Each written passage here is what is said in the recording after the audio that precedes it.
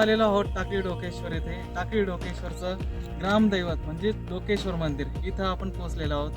खूपच निसर्गरम्य परिसरात आहे. डोंगरामध्ये पांडवलेणी आपल्याला पाहायला भेटत आहे आणि खूप काही अशा मंदिराबद्दल कथा सांगितलेल्या आहे ज्या पाहायला आपल्याला खूप इंटरेस्ट येणार आहे पुढं. तर चला जाऊया आपण महादेवाच्या दर्शनासाठी.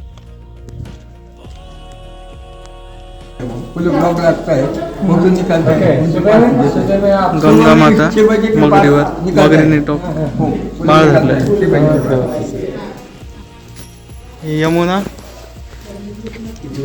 यमुनाच्या खाली सुसर आहे. हे पूर्ण टाकळी डोकेश्वर मंदिराचं सौंदर्य.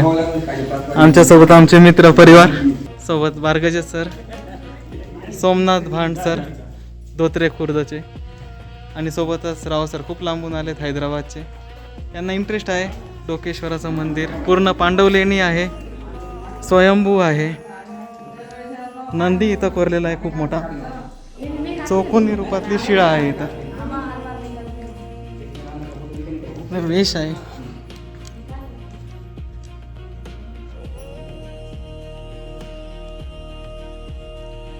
दोन द्वारपाल महादेव. इथे शिळा आहे. आतमधून जायला रस्ता आहे. 50-20 जागा. इथं माग अजून एक महादेवाची पिंड आहे. हर महादेव. पाहता तुम्ही खूप मोठी गुफा आहे. पूर्ण चक्कर मारू नाही शकत आपण महादेवाला, पण इथे एक नंदीचा इमेज आहे. पण लाईट लावूया इथं. तर माग नंदी आहे. या इथं नंदी आहे मोठा. पहा, हे महादेवाच्या मंदिराचं खासियत. त्यामुळे डोकेश्वराच्या मंदिरामध्ये कोणती लेडीज दर्शन घेऊ शकत नाही. याची एक खूप छान कथा आम्हाला इथल्या गुरुजींनी सांगितली. पहा इथं आज महादेवाचं मंदिर इकडून आहे, पण आपल्याला परत इथून जायचं आहे मागच्या बाजूला. खूपच जुनं आणि असं भव्य मंदिर आहे. श्रावणात 3ऱ्या सोमवारी इथं यात्रा भरते. महिलांना महादेवाची पूजा करायची असेल तर हे बाहेरच्या महादेवाच्या पिंडीवर ते पूजा करू शकतात. भारतीय पुरातत्व खात्याच्या अंडर सध्या हे मंदिर आहे, देखरेखीमध्ये आहे. त्यामुळे इथं जास्त तुम्ही हार फुल दुर्वा चढू शकत नाही. मंदिराची देवाणघेवाण गरजेची आहे. अखंड दिव इथं चालू असतो.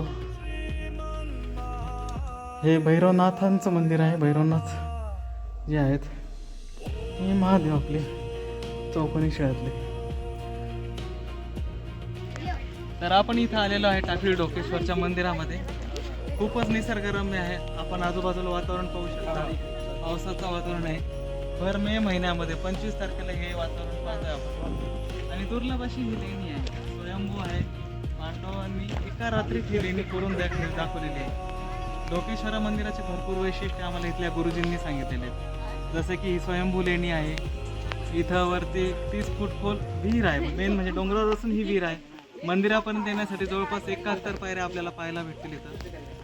मंदिरामध्ये 2 नंदी आणि 3 शिवलिंग आहेत. यमुना गंगाची मूर्ती असली माझ्या मते ही एकच मंदिर असावं अशी या मंदिराची बऱ्याच ख्याती आहे. आणि अतिशय निसर्गरम्य परिसरात अतिशय भावभक्तीने आपण इथं पूजा करू शकतो. Ganga Yamuna, they are preparing this one. See here Ganga and Yamuna. No, they are protecting this temple. Pandavas they prepared this